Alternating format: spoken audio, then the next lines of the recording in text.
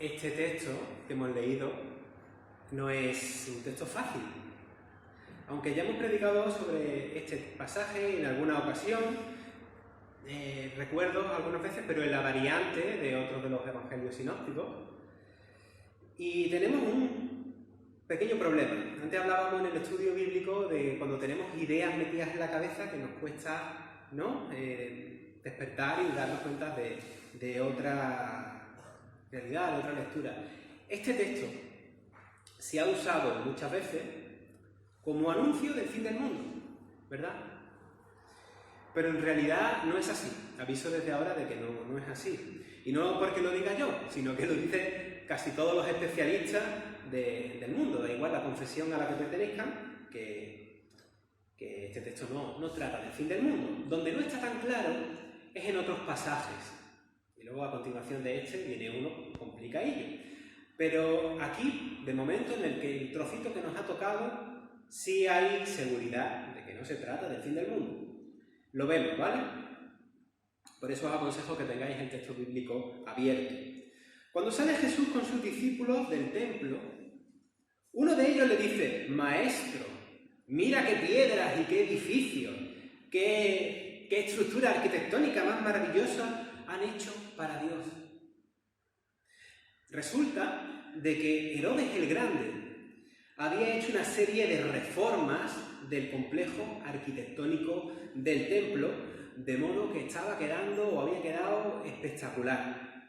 Y la gente se asombraba cuando pasaban por allí de lo bonito que estaba el templo. Y Herodes no lo hacía porque Herodes fuese un devoto judío piadoso, sino que lo hacía para ganarse la admiración de la administración romana. Ya sabéis que el Imperio Romano hacía grandes monumentos, grandes obras, y Herodes quería que el templo también fuera un monumento digno de admirar. Y parte de las reformas que hizo y de la arquitectura que puso era siguiendo la estética de la época, la estética así romana, clásica, que venía del helenismo y tal. Y bueno, y para los judíos, como nosotros sabemos, era importante que el templo pues fuese un lugar digno, porque para ellos ese era el punto de la tierra, el punto del mundo, donde nuestra realidad y la realidad de Dios se tocan siempre. El templo era el lugar más importante de la tierra. Aunque Dios es trascendente, que se nos escapa de la mente, porque Dios está más allá del universo, el templo era considerado el lugar donde la presencia de Dios se hace inmanente, donde acampa todo el tiempo. Dios se podía manifestar en muchas partes del mundo, pero en el templo estaba fijo, digamos, en su presencia de modo inmanente. Y cuando aquel discípulo, como hemos leído, le dice: mira Jesús, qué maravilla de piedras y de edificios, qué precioso está esto. Jesús le responde: sí, pues ve estas construcciones, no va a quedar piedra sobre piedra, lo van a destruir todo, lo que ves va a ser derribado. Y cuando leemos esto, pues puedes pensar que Jesús estaba haciendo pues un simple anuncio medianamente interesante de lo que iba a ocurrir, pero no es solamente eso. Es que esas palabras son fuertes, son muy fuertes en aquel contexto. Si el templo es un lugar tan importante porque acampa continuamente la presencia de Dios, que Jesús diga que va a ser destruido, eso tenía que sonar ahí a blasfemia más o menos, como mínimo. Pero no era la primera vez que alguien decía algo así sobre el templo. Jeremías, el profeta, en su época, ya lo dijo con la primera destrucción del templo. Eso está en Jeremías 7, versículo 14. Y Jeremías, como vosotros sabéis, tuvo sus dificultades por decir lo que decía, por ser un profeta auténtico de Dios. El ser un profeta de Dios trae dificultades. Si el templo era el lugar donde residía la presencia de Dios en nuestro mundo, los judíos entendían que la estabilidad del mundo entero dependía de ese templo. El orden de la tierra y de nuestro mundo estaba garantizado mientras la liturgia del templo siguiese funcionando. Hasta ese momento, más o menos, los judíos pensaban más o menos así. Supongo que mientras caminaban los discípulos saliendo del templo, como describe el texto, estarían pensando en estas palabras de Jesús sobre la destrucción. Pero ellos ya habían oído de Jesús cuando habló con la samaritana de que la presencia de Dios ya no va a ser entendida como la que reside en lugares concretos, sino que va a estar en quienes le adoran en espíritu y en verdad. ¿Os acordáis de ese otro pasaje, verdad? Y más tarde estos mismos discípulos también aprenderían que el templo de Dios, el templo del Espíritu de Dios, somos cada una de nosotras y nosotros, como los que estamos aquí presentes, ¿no? Como ya sabemos, que somos templos del Espíritu Santo. Y aunque estaban maravillados y sorprendidos por aquellos preciosos monumentos que tenían allí a la vista, Jesús le había enseñado que por muy bonitos que fuesen y útiles que eran, solo tenían una función de servicio. Y como es una función de servicio, esa función no es para siempre, es pasajera, no va a durar para siempre. Y también nosotros, aunque debemos cuidar nuestro patrimonio, no debemos enamorarnos de él. Simplemente entender que su belleza, pues, si lo consideramos bello, lo que tenemos, y su funcionalidad es pasajera. Es un medio. Nuestra capilla es un medio, no es un fin. Y lo utilizamos y lo cuidamos para la gloria de Dios, porque es útil. Pero no es nuestro patrimonio lo que debe de llevarse la gloria. La gloria siempre para el Señor. Y le damos gracias de tener este lugar para reunirnos. Y bueno, siguen caminando los discípulos hasta llegar al Monte de los Olivos. Y por allí su grupo de discípulos se sienta. ¿Y qué vista tenían frente a ellos? ¿Me lo podéis decir? Lo dice el versículo 3. ¿Qué es lo que veían? El templo, correcto. Allí tenían el templo. Estaban más o menos ya retirados, habían salido del templo, habían dado un paseíto, pero lo seguían viendo. Lo tenían allí enfrente. Seguían teniendo esas maravillosas vistas. Y entonces, algunos discípulos, y además el texto te dice quiénes, Pedro, Jacobo, Juan y Andrés, le preguntan aparte: oye Jesús, ¿cuándo va a pasar eso que nos has contado? ¿Cuándo se va a cumplir eso de que no va a quedar piedra sobre piedra en esos edificios? Que no son unos edificios cualquiera. Aquí vamos a hacer una pequeña pausa para recapitular. ¿De qué están hablando? ¿Están hablando del fin de los tiempos? Ya hemos dicho que no, así que no cunda el pánico. De eso sí se hablará más adelante. Mirad, es verdad que el evangelista lo tiene organizado todo junto. Ha presentado un bloque en la estructura de su evangelio con las palabras de Jesús que están pronunciadas en un lenguaje apocalíptico y todas las pone juntas. Las que tiene que ver con la que sí va a tener que ver con ese fin de los tiempos, que ojo, en la teología bíblica nunca es un fin del mundo tal cual, eso también es cuestión de decirlo, sino que es el paso del mundo que conocemos al mundo nuevo, al reino de Dios, y palabras que son las que tienen que ver con lo que se está hablando ahora, pero que no se están refiriendo a lo mismo, ¿vale?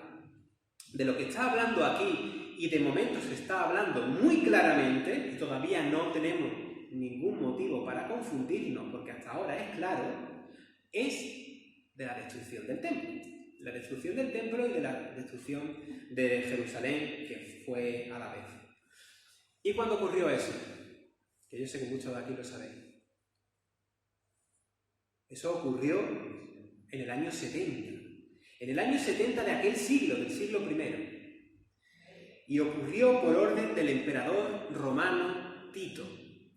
Jesús está anunciando eso, tan sencillo como eso. Y los discípulos le están preguntando cuáles van a ser las señales de ese fin concreto.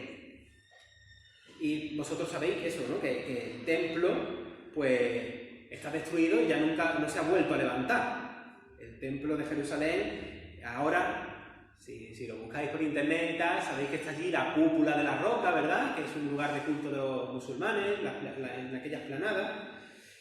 Bueno, pues, ahora mismo, pues eso, no hay templo. Y Jesús le responde, ¿no?, a esta pregunta de ¿cuándo va a pasar todo esto? Le responde en un estilo un poco críptico, un estilo de hablar, una forma de hablar medio simbólico. Y esa forma de hablar, que para nosotros es un poquito rara, ellos ya la conocían, porque era la forma de usar las palabras que los judíos llevaban usando ya 200 años antes. Nosotros no hablamos así, ¿no?, en esa forma de hablar, pero ellos estaban acostumbrados. Y esta forma de hablar, como he dicho antes, se llama lenguaje apocalíptico. Y lo entendían, más o menos lo entendían, pero a nosotros, a ti y a mí, nos cuesta más trabajo entenderlo. Y además nos cuesta más trabajo porque una cosa es el lenguaje apocalíptico y otra cosa distinta es lo que nosotros entendemos como apocalipsis, ¿vale? Hoy en día, para hablar de apocalipsis, pues siempre nos remitimos a los tiempos finales y todo eso. Pero en aquel tiempo, el lenguaje apocalíptico se utilizaba para más cosas. Normalmente, para hablar de persecución y temas de este estilo. Y siempre con símbolos, con un lenguaje muy impactante. Y Jesús responde que las señales para la destrucción del templo y de Jerusalén serán... Ahí la va enumerando, dice, que van a aparecer algunos con planteamientos mesiánicos. Algunos van a decir que son el Cristo. Algunos judíos se van a levantar delante del pueblo con esas expectativas de ser un Cristo, un ungido, un Mesías. Nosotros conocemos a Jesús como el Cristo, como el Mesías. Pero hemos enseñado muchas veces que el pueblo judío, y de hecho en el estudio bíblico ha salido el tema, el pueblo judío estaba esperando al Mesías, pero tenían otras ideas del Mesías que estaban esperando.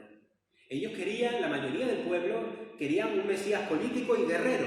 Quería que ese Mesías político echase de allí a los invasores romanos, que además eran unos invasores blasfemos, ¿no? Desde la comprensión judía de las cosas.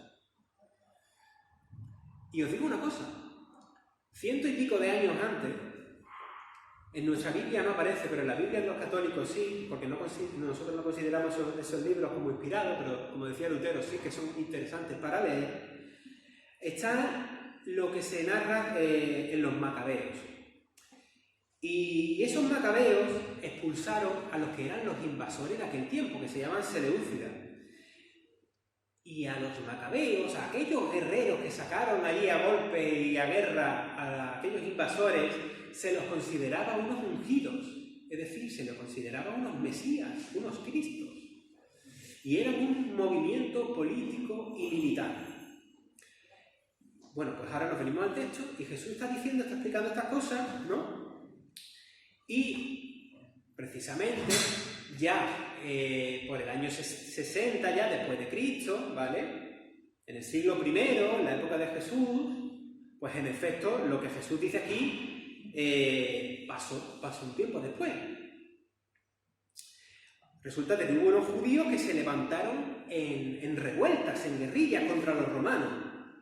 Y la gente los apoyaba creyendo que eso era una especie de mesías de Dios.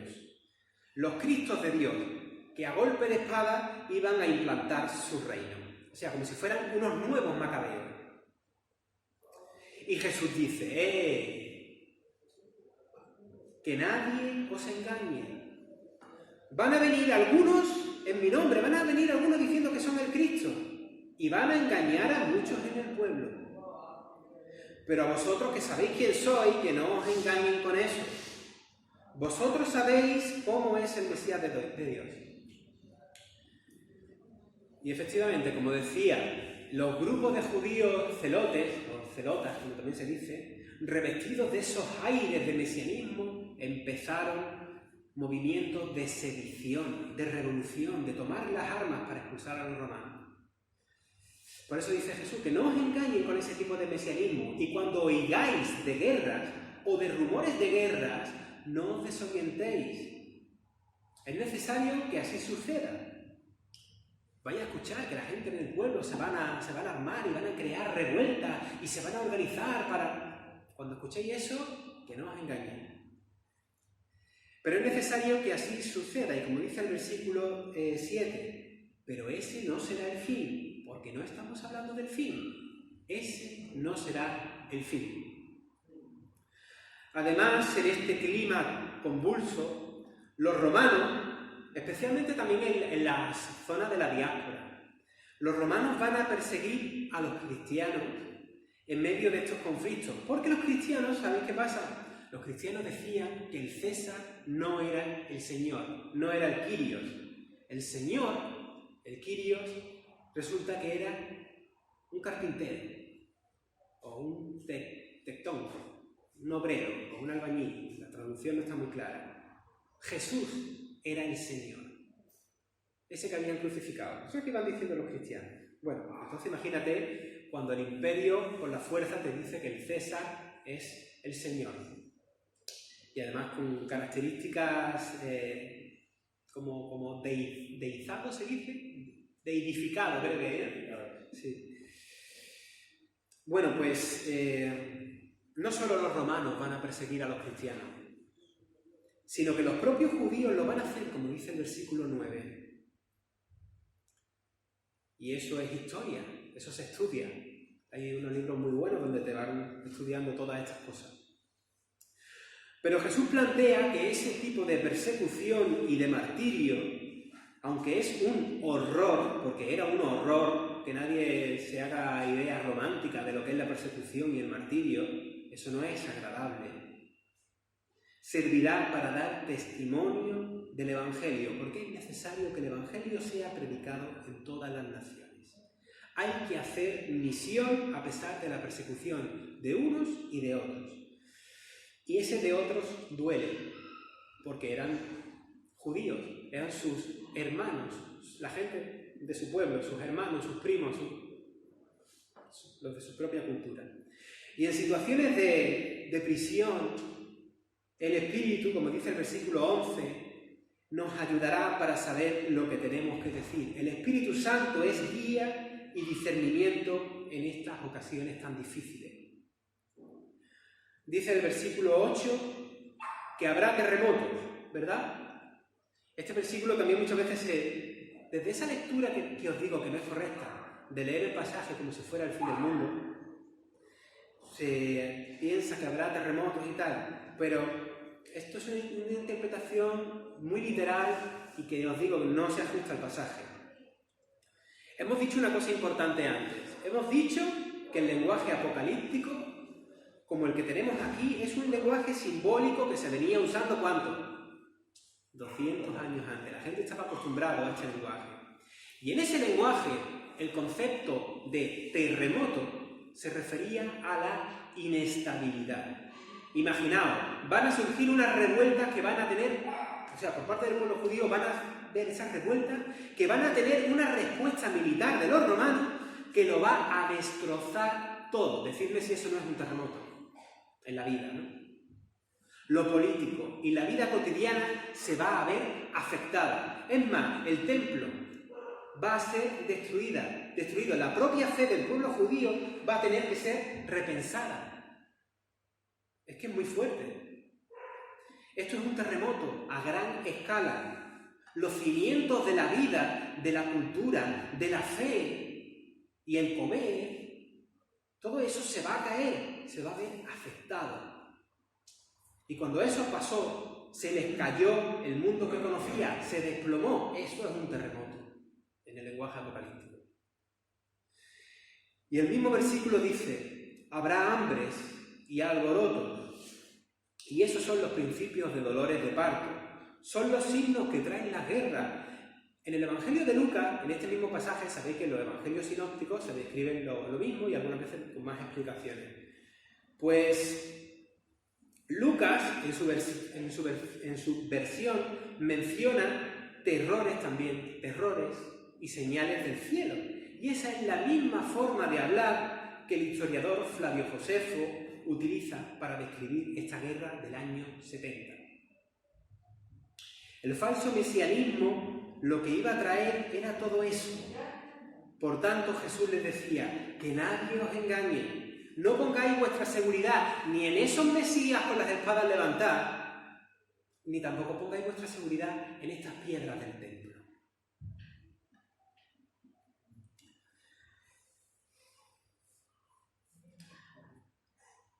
Jesús dice en el versículo 23, no sé si alguien quiere leerlo. Bueno, lo digo yo. Dice, vosotros tened cuidado, que el versículo 23 no está en la porción que hemos leído, está un poquito más adelante. Tened cuidado, os lo he dicho todo de antemano. No sé si en vuestra versión aparece más o menos con estas palabras. Os lo he dicho de antemano.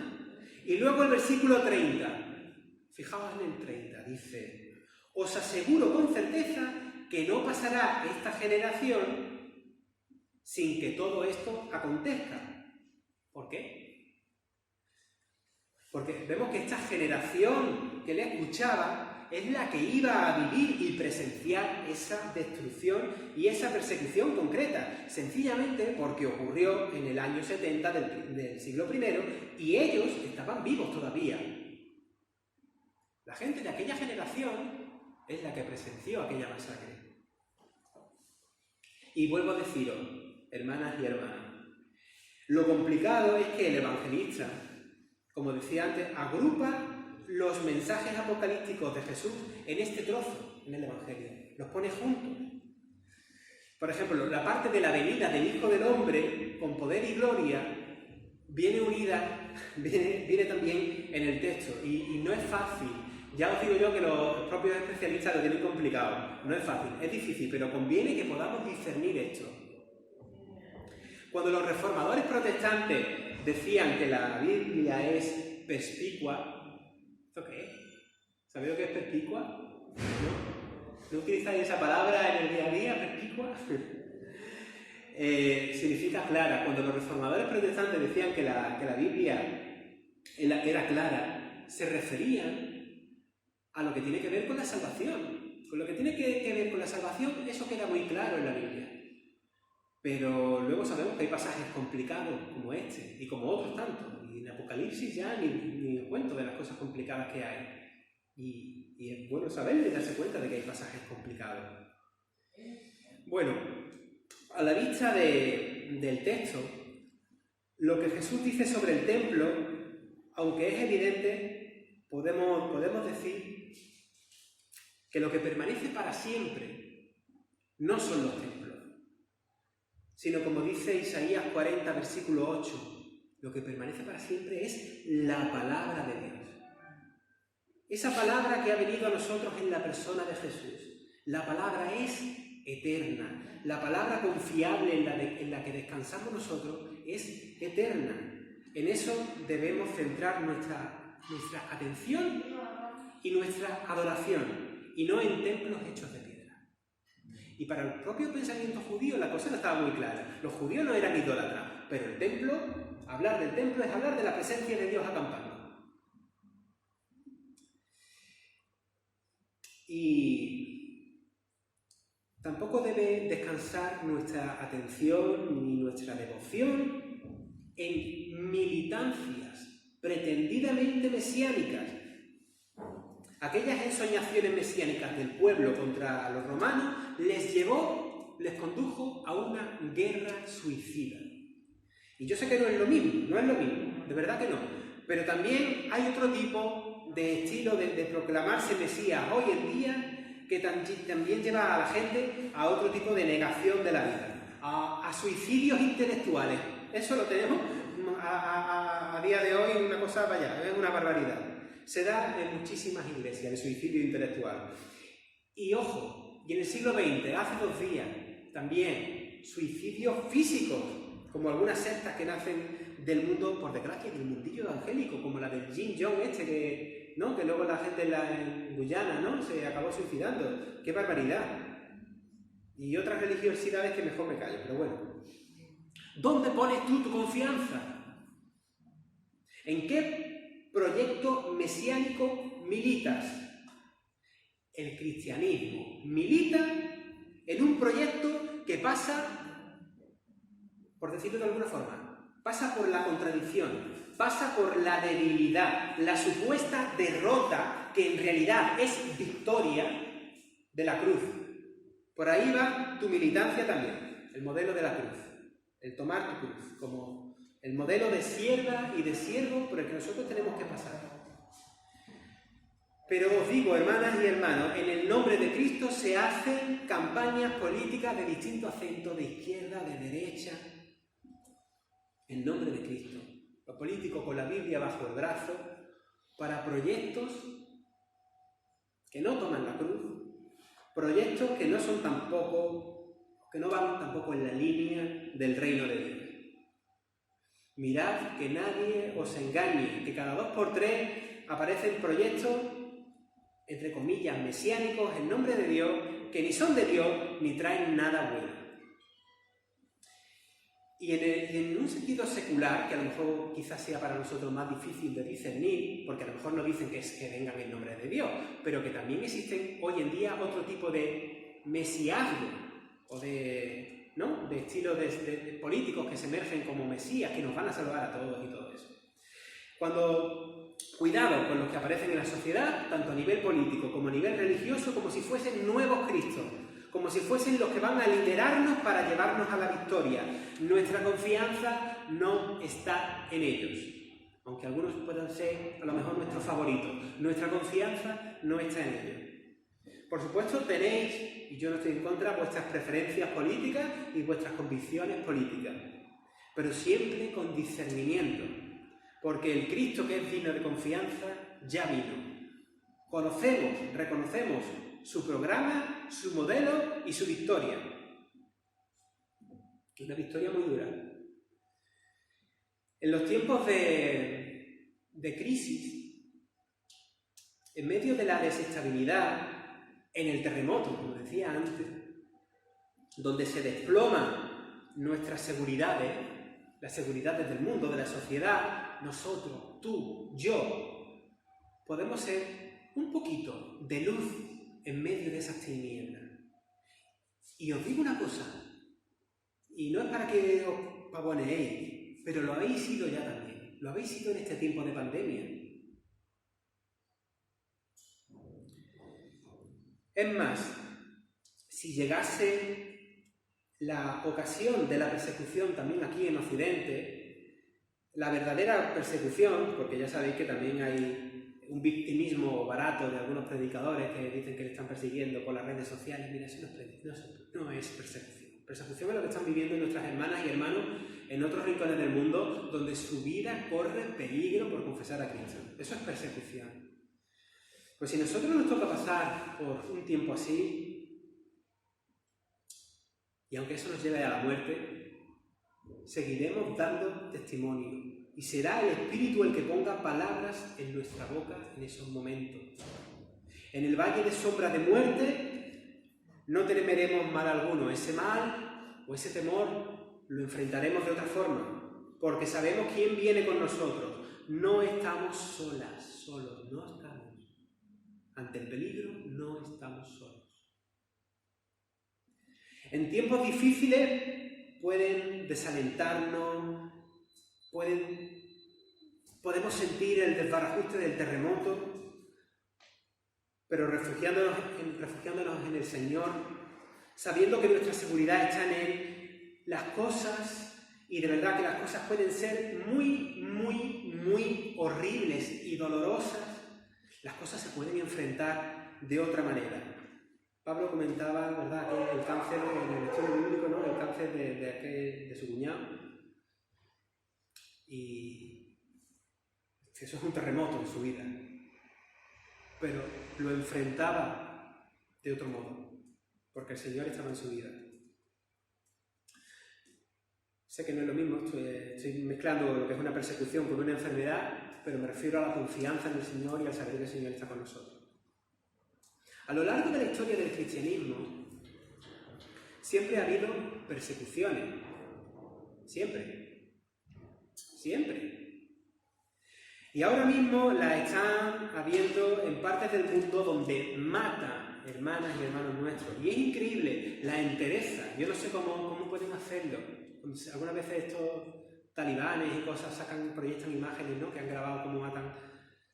La entereza con que algunos de esos hermanos, de esas hermanas, enfrentan una cosa así, en los minutos antes de su muerte. Tremendo.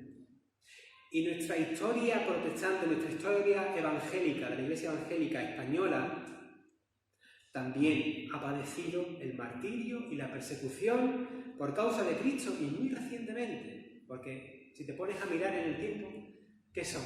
¿No? Eso, ¿cuántos años hace de eso?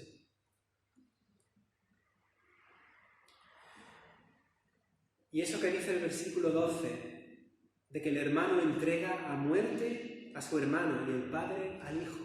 Eso lo estaban viviendo ellos por el año 70, tiempo antes. Y lo hemos visto en la historia de los protestantes, de los evangélicos en España. No es algo que pasó en el siglo I, es algo que vive la Iglesia en muchas partes del mundo. Seremos odiados por causa del nombre del Señor, pero tú confía. De las cosas pasajeras no va a quedar piedra sobre piedra. Toda estructura humana es pasajera. De las cosas buenas y de las cosas malas. Por eso, de los falsos ungidos, de los falsos cristos, de los falsos mesianismos, tampoco quedará piedra sobre piedra.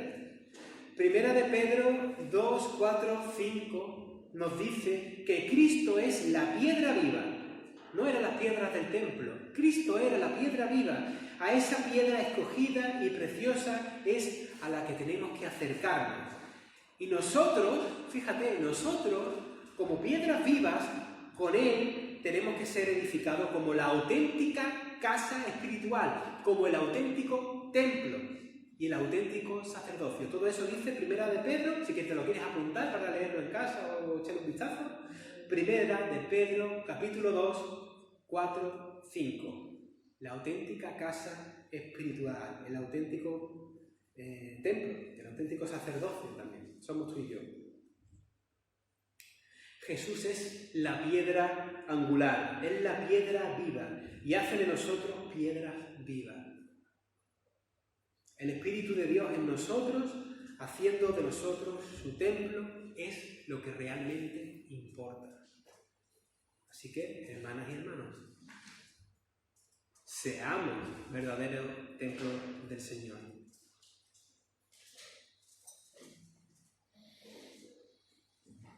Amén.